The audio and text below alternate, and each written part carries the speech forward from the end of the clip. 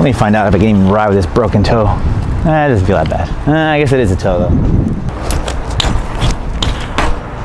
Well, I guess I'm gonna be tightening up some spokes today. Oh yeah, one whole spin on every single one. What's up guys? Welcome back to the channel. Today is Tuesday, so that means we have a how-to. And while we're in the back of a Chuck E. Cheese here in Burbank, I'm not gonna be showing you guys how to dumpster dive or how to recycle, but I am gonna be showing you guys 3 fundamental tricks you're gonna wanna learn when you know how to fakie. All these tutorials take quite some time. I actually think I broke my toe yesterday at the skate park. You'll have to tune into tomorrow's video to find out how that exactly happened, but I've been able to tape my toes together and hopefully I can get this how-to done and then check into a doctor to see if it really is broken or not. I can be a little dramatic sometimes, but before I do that, I have to tighten up all the spokes on my wheel because apparently they just got loose yesterday. So as I was saying earlier, all these how-tos take quite a bit of time to film, think out, edit, upload and market for you guys. So all I ask is that you guys smash that ravishing like button. Yes, it's a very beautiful button. Make sure to smash it a few times. Also, if you're interested, the Brochachi merch is still on the website.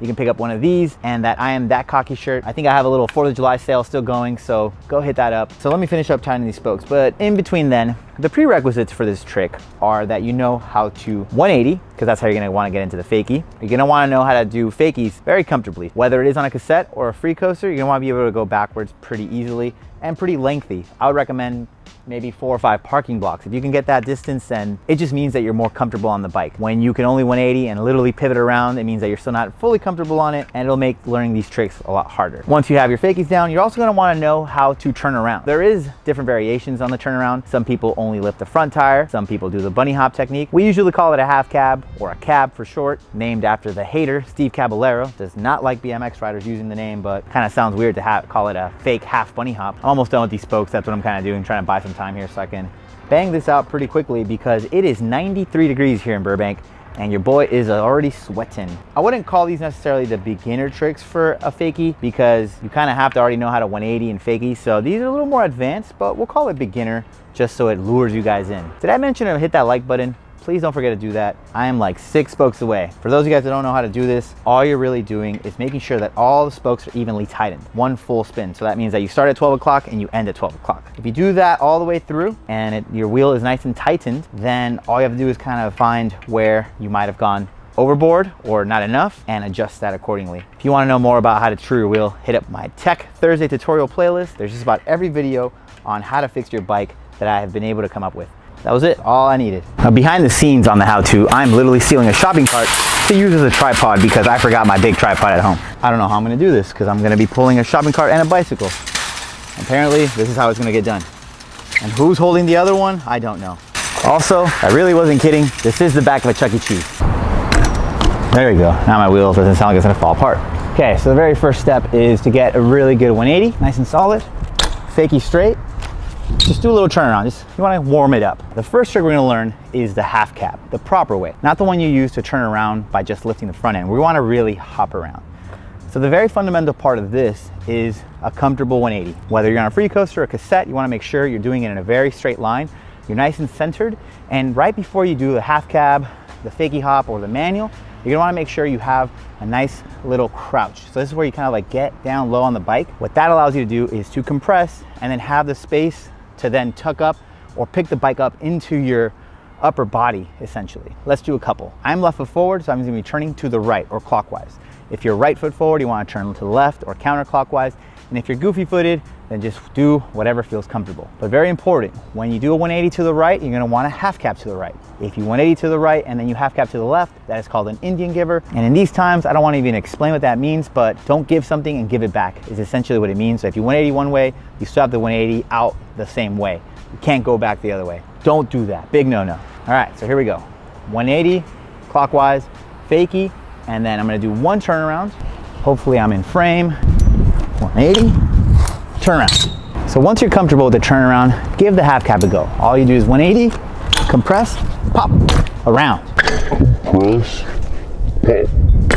Let me break it down, not just in motion here. Essentially, you 180, just like you did the first time to do the turnaround, except when you're ready to turn around, what you're gonna wanna do is make sure you're in a very straight line. So something that does help is to basically look at your front wheel, make sure your stem and your top tube are aligned, so you know you're in a straight line. And once you feel that you wanna turn around, you counter turn your wheel. So since I'm gonna turn around to the right, I'm gonna turn my wheel slightly to the left. Handlebar with your left hand, slightly to the left. And what that'll do is, much like a forklift, it'll make you start turning in the direction that you want, which is to the right. When you start feeling the turn at around 45, you're gonna feel the compression and then you're gonna pop and turn around. And as you're doing that, you're gonna wanna do the motion of a 180. Essentially, you're only gonna do maybe like 100 degrees or 120. You're not gonna really do a full 180. If you do that, you will over-rotate. So let's do a couple of those. 180, compress, pop. Oh, that was a good pop, but that one was a little sloppy. I essentially turned around wherever I could. The problem with that was just the counter turn. So again, 180, compress, pop. Oh, too much pop in the club. Okay, let's try this for a third time. 180, compress, pop. That one was for demonstration purposes. It wasn't really a good one. You want to be in control. You don't want to just cruise around backwards and turn around whenever. You want to be very textbook with this, because essentially what you're going to want to do is be able to half cab over things or onto them. So it has to be a very precise trick. You can't just decide whenever you want to turn around. So let's try and pick a point. I'm gonna look for that crack, and that's where I'll half cab.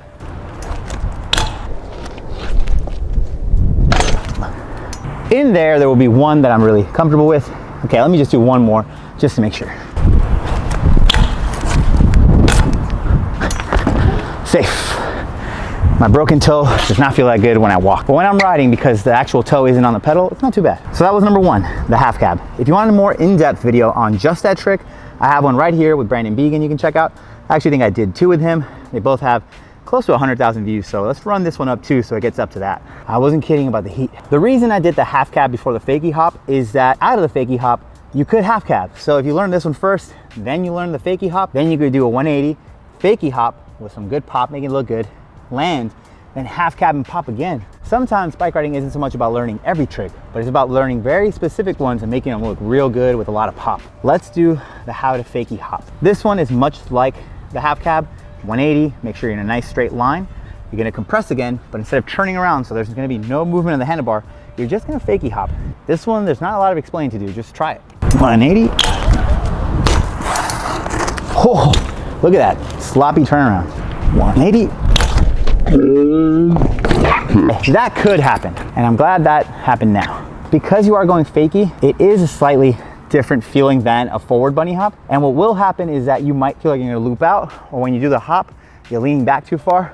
All you really have to do is just step off. Really not all that scary, but if you are young, make sure you wear a helmet, make sure you also have some adult supervision, and ideally do it in a big empty parking lot like I'm doing it. Maybe not behind Chuck E. Cheese because the kids seem creepy, you know? It's closed, no one's around, I think. 180, fakie, pop. It's very hot. I'm sweating. What do we learn? A little life hack about fakies. If you do the trick immediately after landing the 180, it's easier because you don't have to bounce as much. So if you do the 180 and wait a foot or two and start trying to do the fakie hop or the fakie half cab, it will be easier. If you want to really learn this trick properly, you have to be able to control the fakie and do it on command. When you're filming yourself, it's a little more complicated to stay in frame, so that's why I keep it short. But for you at home, try and get a nice, proper, long fakie hop, then maybe do another long fakie, and then half cab. Then you'll know that you have both of those really dialed. Last but not least, the fakie half cab to manual or half cab to manual 180. Nate Richter did a tutorial on my channel on how to do that, so make sure to check that out. So for this one, you don't have to go as fast as the other two. You're not gonna really be popping up stuff yet, but eventually you can. So again, the same thing, 180, fakie, straight line. This time you're gonna turn the bar a little bit and you're gonna wanna pop, but the difference is that when you're gonna do this half cab, you're not gonna wanna pop as high with the back end. You're gonna kinda wanna keep it a little low because you're gonna be landing back on the back end to do the manual to then 180 or the manual to hop up a curb or whatever. So let's see if we can do that one pretty quickly because I'm melting. Here we go, 180, manual. Oh shoot. Oh man, this guy is a 350Z, he's gonna drive me crazy. He's been here all morning just making it rev. 180, turn around, land manual, 180 again. Oh, it really worked. I really hope it was in frame. One of the worst things about filming these things by yourself is that if something goes wrong with the footage, you won't find out until the very end. I recorded the last segment, my camera overheated, the trash can man is still back there, and I am on the verge of fainting. So I'm gonna wrap this tutorial here. But the main points I wanted to make with the half cab manual turnaround is that when you're half cabbing and turning around, the easiest thing is to stay compressed. Make sure you put your feet down, kind of like the landing gear. Let the trash man go by. See you, trash man, that's the homie. I've never met him before, he's just very friendly, but very noisy as well. And these microphones pick up everything, so I don't want to annoy you guys. Chuck E. Cheese is still back there if you're curious.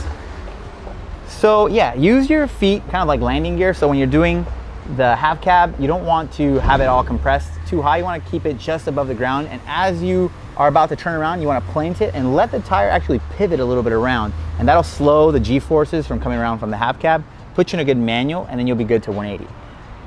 Once you have those tricks out, you can learn fakie bar spins, fakie tailwhips, fakie crank flips.